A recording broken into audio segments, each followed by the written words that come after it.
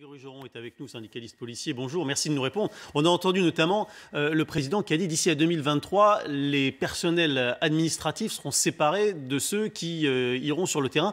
Vous vous plaignez très souvent de dire que les tâches administratives empêchent les agents de faire leur travail. Est-ce que cette question sera réglée d'ici à 2023 ou pas ? Écoutez, ça va demander en tout cas beaucoup de discussions. C'est d'ailleurs la difficulté de ce genre d'annonce, c'est qu'il faut après les traiter avec les éléments factuels et faire attention à la manière dont on le fait, parce que la substitution, nous, à une TGP Police, on l'assume, c'est pas vraiment un réel sujet, dès lors qu'encore une fois, les décisions qui seront prises et les orientations, puisque derrière, il y a quand même de l'humain qui est un peu concerné par tout ça, seront faites dans un consensus et dans le dialogue social qui est important pour nous au niveau des syndicats de police. Après, évidemment que l'objectif de dire qu'il faut mettre les policiers sur le terrain, on peut que s'y associer. Quand on est policier, c'est évidemment pour être sur le terrain, pour intervenir ou mener des enquêtes globalement. C'est pour ça que mes collègues rentrent dans la police. Et l'objectif de doubler les forces de l'ordre d'ici à 2030, est-ce que vous, ce que vous avez entendu, vous y croyez? Et est-ce que ça aurait un impact suffisamment puissant sur la sécurité des Français ou pas? Alors, je ne suis pas sûr que ce soit doubler les effectifs de police d'ici 2030, parce que ça me paraît énorme. La présence des forces de l'ordre, la présence des forces de l'ordre sur le terrain, voilà. C'est plus précis. Je pense que c'est un vrai enjeu, hein, l'occupation du terrain.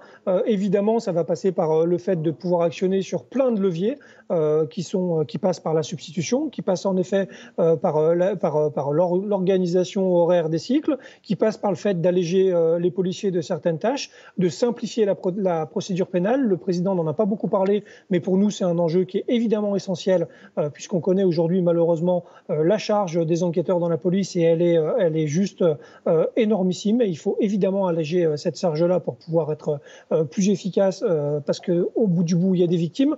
Donc si toutes les actions sont faites dans ce sens-là, peut-être que d'ici 2030, il y aura en effet un renforcement notable et palpable des policiers sur le terrain.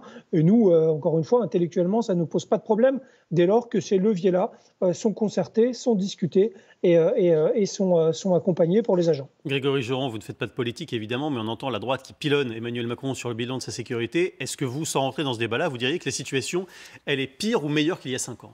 Écoutez, merci déjà de rappeler que je ne fais pas de politique, c'est une réalité. Humblement, j'essaye de faire du syndicalisme. Moi, je reste assez pragmatique. Le président a eu des mots, des fois très clairement agaçants pour les policiers, c'est une réalité. On reparle de Brut, de son interview où il parle de violences policières et de contrôle aux faciès. Ça, forcément, ça ne fait pas plaisir. Mais après, derrière, qu'est-ce qui s'est passé? Une mise en place du Beauvau de la sécurité, des discussions un peu plus profondes et clairement une projection aujourd'hui au travers d'une loi d'orientation qui me semble plutôt être intéressante. Évidemment, on n'est pas né de la dernière pluie. Cette loi d'orientation, elle verra le jour que si le président et le gouvernement est réélu. Nous, là-dessus, on n'a rien à dire. Sauf à dire que ce qu'on a fait, je pense que ça a quand même du sens dans la manière dont on a vu les choses. Sur la situation actuelle, ça fait 2 exercices où le budget est en hausse pour le ministère de l'Intérieur. Ça, c'est notable, ça, c'est palpable. Il y a des véhicules neufs, vous les avez vus, ça, c'est aussi visible. On a encore beaucoup de chemin à faire sur les questions de protection des personnels, protection fonctionnelle quand on est mis en cause ou quand on est malheureusement victime, et vous le savez très bien, de violence, et ça arrive quand même tous les jours. Ouais. Sur ces questions-là, je pense qu'on n'est pas mieux qu'il y a 5 ans, malheureusement. Après, on est mieux sur le thème du matériel et de la prise en compte des demandes. Le Beauvau de la sécurité, à mon avis, n'a pas été un coup pour rien et n'a pas été des discussions dans le vide.